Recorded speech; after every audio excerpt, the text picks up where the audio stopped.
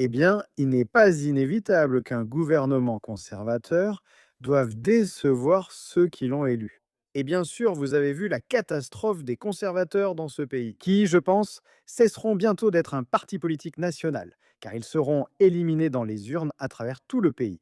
Giorgia Meloni en Italie. En fait, son parti est toujours en tête dans les sondages, son gouvernement bénéficie encore d'un niveau de soutien correct après plusieurs années à son poste de Premier ministre. Et il y a eu récemment un test électoral majeur, un autre dans la région italienne des Marches.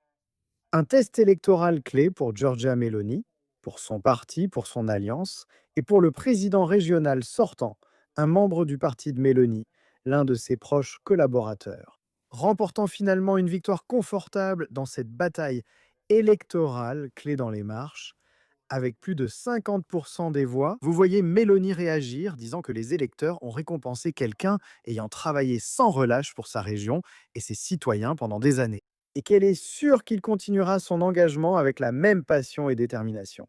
Très intéressant.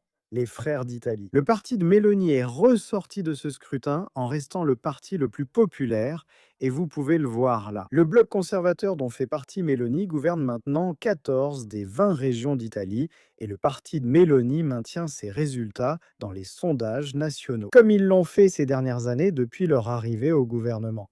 Donc cela vous montre, je pense, la différence entre un Premier ministre qui est toujours soutenu par ceux qui l'ont élu et ce que vous avez vu au Royaume-Uni avec le Parti conservateur. Comme je le dis, ils font face à une défaite totale.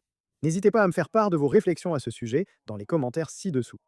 Merci de mettre un petit pouce bleu à cette vidéo, cela m'aiderait beaucoup. Et comme toujours, merci d'avoir regardé.